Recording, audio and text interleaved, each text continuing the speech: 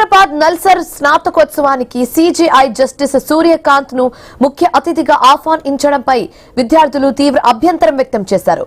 సిజేఐని పిలవద్దంటూ university VC registrar కు 450 మంది students లేఖ రాశారు. నిర్ణయాన్ని పునఃపరిశీలించాలని విజ్ఞప్తి చేశారు.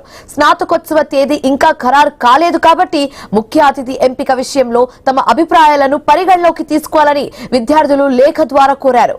ఢిల్లీలోని జంతర్ మంతర్ లో విద్యార్థులపై పోలీసుల దౌర్జన్యంపై దాఖలైన పిటిషన్ ను విచారించేందుకు సిజేఐ ధర్మాసనం నిరాకరించడమే ఇందుకు కారణమని విద్యార్థులు స్పష్టం చేశారు. విద్యార్థులపై పోలీసుల దాడి వీడియోలు చూసేందుకు టైం లేదని అప్పట్లో సిజేఐ స్పష్టం చేసిన విషయాన్ని తెలిసింది.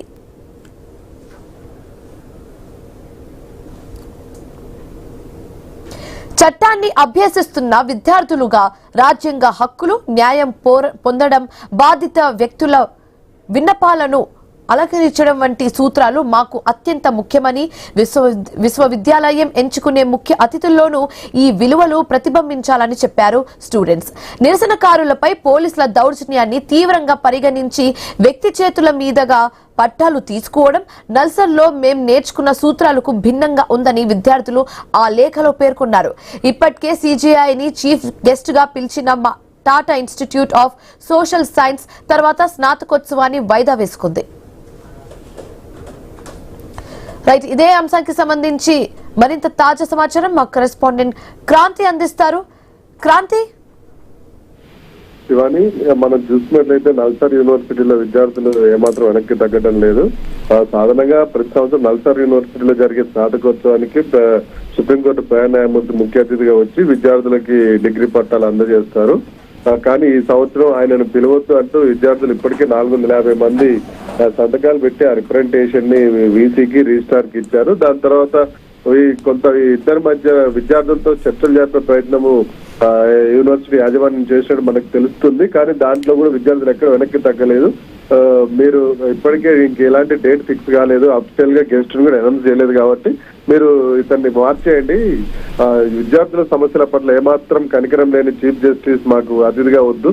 ఒక లా గ్రాడ్యుయేట్ గా రాజ్యాంగ హక్కుల్ని కాపాడడం, సహజ న్యాయ సూత్రాలను పరిరక్షించడము, బాధితుల బాధను వినడము, వాళ్ళ పిటిషన్ తీసుకోవడం అనేది కనీస విధి. అలాంటి వాటికి మీరు కనీస గౌరవం ఇవ్వలేదు. జంతర్ మంతర్ దగ్గర నీట్ పేపర్ లీక్ పై, జంతర్ మంతర్ దగ్గర విద్యార్థులు చేసిన నిరసనల పోలీసుల దౌర్జన్యాలపై మీకు అత్యవసర విచారణ కోసం పిటిషన్ చేస్తే ఆ పిటిషన్ కూడా తిరస్కరించారు. అంతేకాకుండా అట్లీస్ట్ విద్యార్థులపైన జరిగిన దాడులకు సంబంధించిన వీడియోలు చూడమన్నా కూడా చూసే టైం లేదని చెప్పారు. దీన్ని మేము అత్యంత తీవ్రంగా ఖండిస్తున్నాము అని చెప్పి విద్యార్థులు పేర్కొంటున్నారు, నల్సార్ విద్యార్థులు.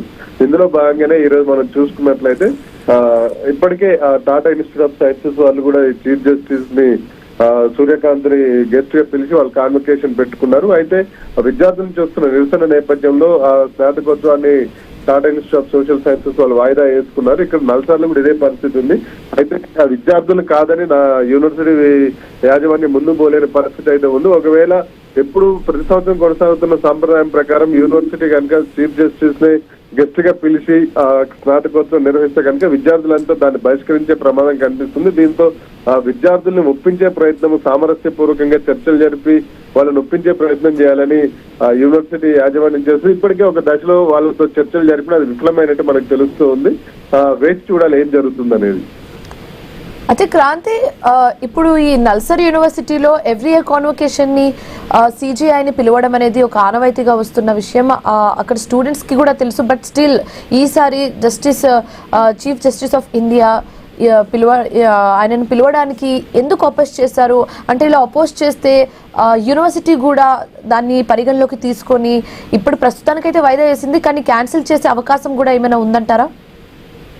మనం చూసుకున్నట్లయితే అది కేవలం ఆచారం మాత్రమే. దాన్ని ఆ చీఫ్ జస్టిస్ ఆఫ్ ఇండియా అనే అతను మొత్తం దేశం మొత్తం కూడా మన న్యాయ వ్యవస్థకు ఒక పెద్ద దిక్కు లాంటి వాడు, పెద్ద మనిషి.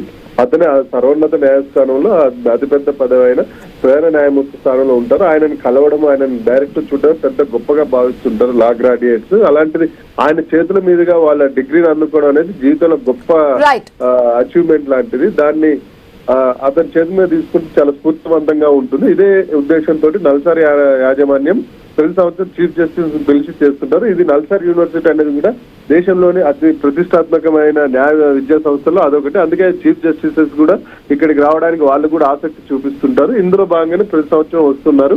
ఈ సంవత్సరం విద్యార్థులు తిరస్కరించడంతో, విద్యార్థులు వ్యతిరేకించడంతో. Right, thanks for the updates Kranti Kumar.